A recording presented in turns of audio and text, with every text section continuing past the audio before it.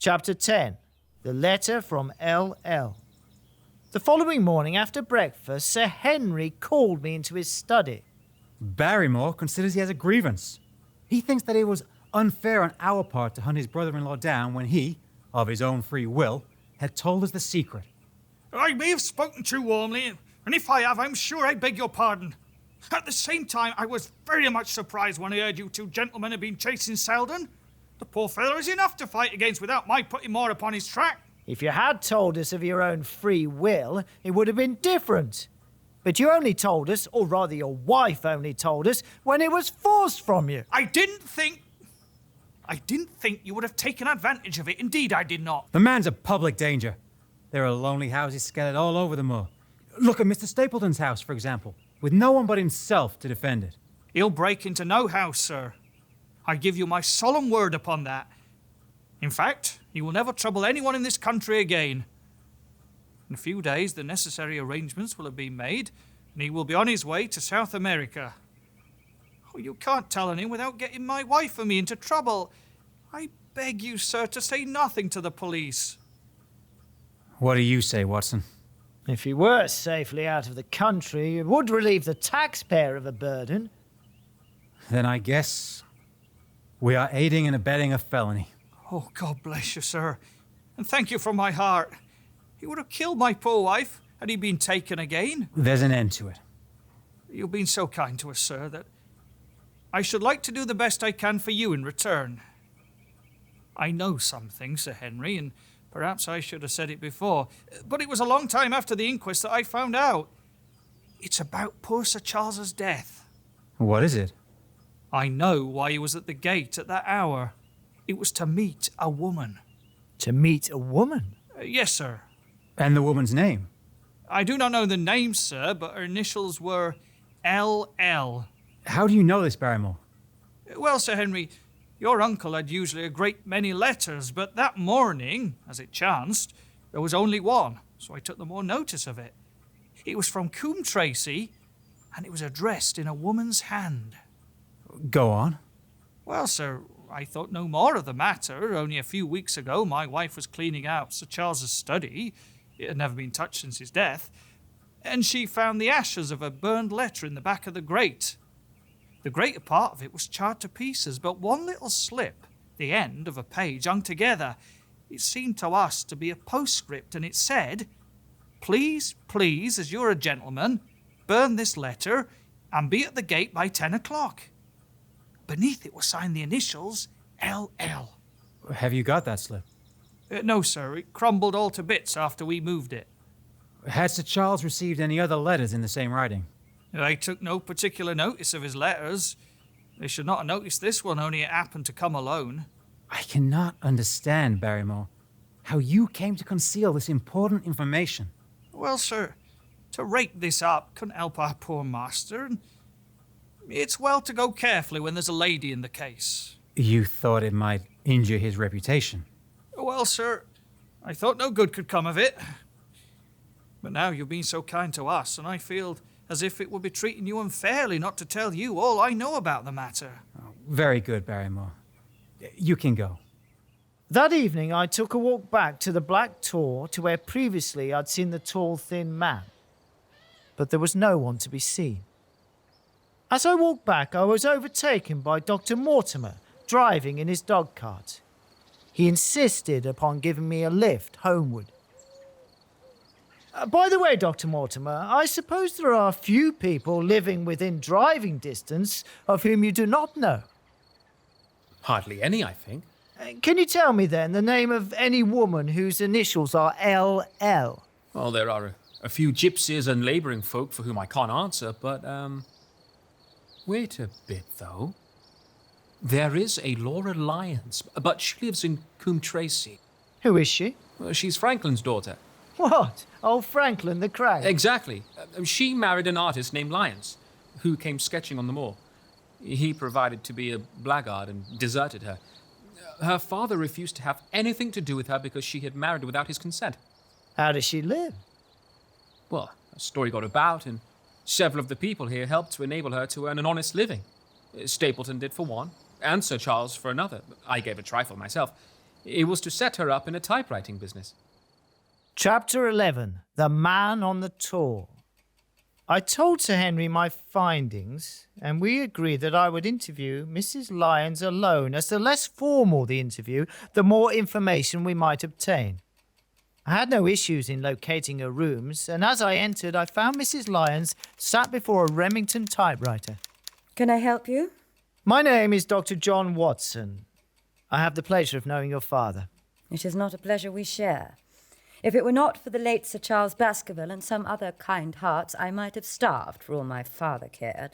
It was about the late Sir Charles Baskerville that I've come here to see you. Did you correspond with him? What business of that is yours? Mrs. Lyons, I am a friend of Sir Henry Baskerville and am acting for him. I am asking you rather than bringing in the police in order to avoid a public scandal. It would be better for you to answer my questions. Well, what are your questions? Did you correspond with Sir Charles?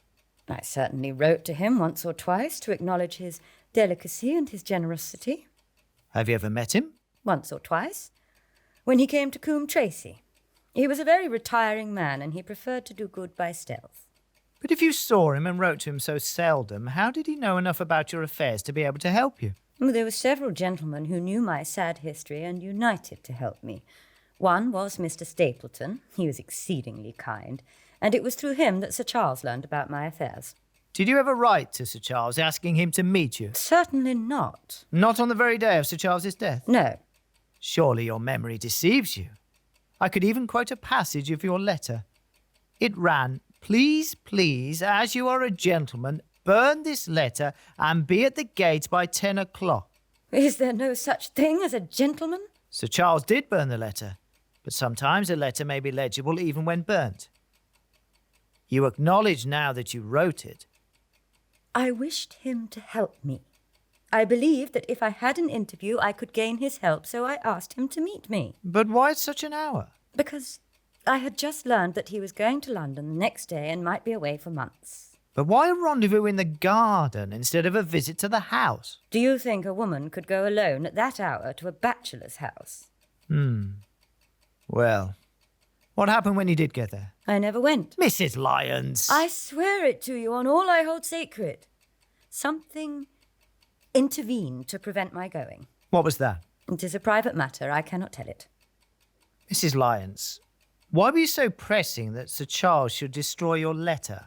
Well, you read the letter. I did not say that I read all the letter. You quoted some of it. I quoted the postscript. The letter had, as I said, been burnt, and it was not all legible. The matter is a very private one. The more reason why you should avoid a public investigation. If you have heard anything of my unhappy history, you will know that I made a rash marriage and had reason to regret it. I have heard so much. My life has been one incessant persecution from a husband whom I abhor. At the time that I wrote this letter to Sir Charles, I had learned that there was a prospect of my regaining my freedom if certain expenses could be met. I knew Sir Charles's generosity, and I thought that if he heard the story from my own lips, he would help me. Then how is it that you did not go? Because I received the help in the interval from another source. Why then did you not write to Sir Charles and explain this? So I should have done had I not seen his death in the paper next morning. The woman's story hung coherently together, and all my questions were unable to shake it. I turned back to that other clue which was to be sought upon the moor. Luck, however, came to my aid, and the messenger of good fortune was none other than Mr. Frankland, who was standing outside the gate of his garden, which opened onto the high road along which I travelled. Good day to you, Dr. Watson. You must really take a rest and come in and have a glass of wine to congratulate me. Mr. Frankland? It is a great day for me, sir. One of the red letter days of my life. I have brought off a double event. I've established a right-of-way through the centre of Old Middleton's Park, and I've closed the wood where the Fernworthy folk used to picnic. You had a particular interest in the cases? None. I act entirely from a sense of public duty. I see. And what about the convict on the moor? You don't mean that you know where he is? Not Precisely. But has it never struck you that the way to catch that man was to find out where he got his food, and so to trace it to him? No doubt, but how do you know that he's anywhere upon the moor? I know it because I have seen it with my own eyes. The messenger who takes him his food. Mr. Franklin, You I will really... be surprised to hear that his food is taken to him by a child. A child? I see him every day through my telescope. He passes along the same path at the same hour. I should say that it was much more likely that it was the son of one of the moorland shepherds taking out his father's dinner. Indeed, sir. Do you see the low hill beyond the black tor with the thorn bush upon it? It is the stoniest part of the whole moor. Is that the place where a shepherd would likely take his station? Your suggestion, sir, is a most absurd one. You are right, of course, Mr. Frankland. I spoke without knowing all the facts. But wait a minute. Dr. Watson, do my eyes deceive me, or is there, at the present moment, something moving on that hillside? Quick, Dr. Watson, quick, before it passes over the hill. I looked through his telescope. Well, am I right? Certainly, there is a boy who seems to have some secret errand. Surely you're not going. You will help me to empty the decanter in honor of this great occasion. Thank you, but I'm afraid that I have an errand of my own to complete. I made for the stony hill over which the boy had disappeared. The sun was already sinking when I reached the summit. The boy was nowhere to be seen, but down beneath me in a cleft of the hills was one of the old stone huts. Closing my hand upon the butt of my revolver, I cautiously approached the hut and walked swiftly up to the door. The place was empty, but this was certainly where the man lived. A litter of empty tins showed that the place had been occupied for some time. Upon a stone slab in the centre stood the same cloth bundle, no doubt, which I'd seen upon the shoulder of the boy. Beneath it, there lay a sheet of paper with writing upon it. Dr. Watson has gone to Coombe Tracy. So, I am the subject of his observation. With tingling nerves, I sat in the dark recess of the hut and waited with sombre patience for the coming of its tenant. At last I heard him. Far away came the sharp clinking of a boot striking upon a stone. It came nearer and nearer. I shrank back into the darkest corner and cocked the pistol in my pocket. The clinking stopped. It is a lovely evening, my dear Watson. I really think that you will be more comfortable outside than in. Chapter 12. Death on the Moor. Holmes! Holmes! Come out, and please be careful with the revolver. I've never been more glad to see anyone in my life. Or more astonished, eh? Well, I must confess to it. The surprise was not all on one side, I assure you. I had no idea that you had found my retreat until I was within 20 paces of the door. If you wish to exercise more stealth, I suggest you change your tobacconist. So, you actually thought that I was the criminal? I did not know who you were, but I was determined to find out. Excellent, Watson. And how did you localize me? You had a boy bringing you supplies. The old gentleman with the telescope, no doubt. Indeed. Mr. Frankland observed him, and that gave me a guide where to look. I see that he's brought up some supplies. What's this? So, you have been to Coombe Tracy, have you? Yes. To see Mrs. Laura Lyons? Exactly. Well done. Our researchers have evidently been running on parallel lines. Well, I'm glad that you're here, but I must admit to being a little piqued that you didn't trust me. My dear fellow, had I been with Sir Henry and you, my presence would have warned our very formidable opponents to be on their guard. And if I had told you my plan, you would have no doubt wanted to assist me to bring me provisions and information. Then my reports have all been wasted. On the contrary, my dear fellow, I received every one. They were delayed by only one day, making their way to me. They have been invaluable to the investigation. Well, that being the case, I suppose... That's better. And now tell me the result of your visit to Mrs. Laura Lyons. I told Holmes of my conversation with Mrs. Lyons. So interested was he that I had to repeat some of it twice before he was satisfied. Thank you, Watson. This is most important. You are aware, perhaps, that a close intimacy exists between this woman and Stapleton? I did not know of a close intimacy. They meet, they write, there is a complete understanding between them. This puts a very powerful weapon into our hands. If I could only use it to detach his wife. His wife? Yes, the woman who has passed here as Miss Stapleton is, in reality, his wife. Good heavens, Holmes, are you sure of what you say? How could he have permitted Sir Henry to fall in love with her?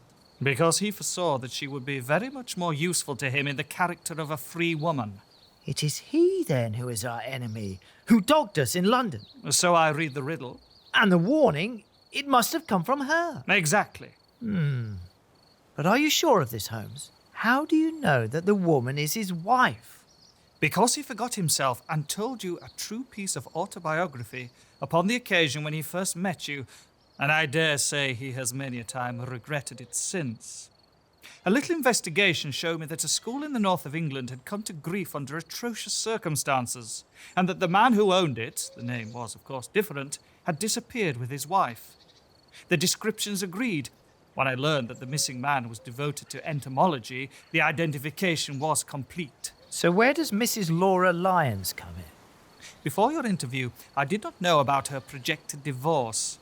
In that case, regarding Stapleton as an unmarried man, she counted no doubt upon becoming his wife. And when she is undeceived? Then we may find her of service. It must be our first duty to see her, both of us, tomorrow. One last question, Holmes. What is he after? It is murder, Watson. Refined, cold-blooded, deliberate murder. Do not ask me for particulars. My nets are closing upon him. There is but one danger which can threaten us. It is that he should strike before we are ready. And so until then, guard your charge closely. Oh my God. What is that? The Hound. Come, Watson, come. Blindly we ran in the direction whence those dreadful sounds had come. Can you see anything? Nothing. But wait, what is that? On our left, a ridge of rocks ended in a sheer cliff which overlooked a stone-strewn slope. On its jagged face was spread-eagled a man, face downward upon the ground, his head doubled under him. Sir Henry! I shall never forgive myself for having left him to his fate. I am more to blame than you, Watson. But why would he risk his life alone upon the moor in the face of all my warnings? But wait. Look. A beard. Then it is not the baronet. Indeed not. It is my neighbour, the convict, wearing Sir Henry's jacket. It is the one he wore on the first morning that we saw him in Baker Street. Sir Henry gave Barrymore some of his old wardrobe. Barrymore must have given it to Selden. The jacket contained Sir Henry's scent. Hence why Stapleton had to take the second boot. The new one had no scent. Precisely. The question for now is, what shall we do with this poor wretch's body? Hello, Watson? Someone is approaching. I must avoid detection. Not a word to show your suspicions. Holmes departed in order to conceal himself. The man approaching was none other than Stapleton himself. Why, Dr. Watson, that's not you, is it? You are the last man I should have expected to see out on the moor at this time of night. But, dear me, what's this? Somebody hurt? It is Selden, the man who escaped from Princetown prison. Dear me, what a shocking affair. Yes, I was strolling on the moor when I heard the cry. I heard a cry also. That is what brought me out. Did you hear anything else besides a cry? No, did you? No? What do you mean, then? Oh, you know the stories that the peasants tell about a phantom hound and so on? I heard nothing of the kind. What is your theory of the poor fellow's death? Most likely, anxiety and exposure drove into panic, causing him to lose his footing and break his neck on the rocks below. That seems a reasonable theory. What does Mr. Holmes think of it? Mr. Holmes? I saw you with him when approaching. Yes, he arrived earlier today. He's gone to fetch help. We should put something over this poor fellow's face. The body will be safe until help arrives. And so it was arranged. Resisting Stapleton's offer of hospitality, I set off to Baskerville Hall.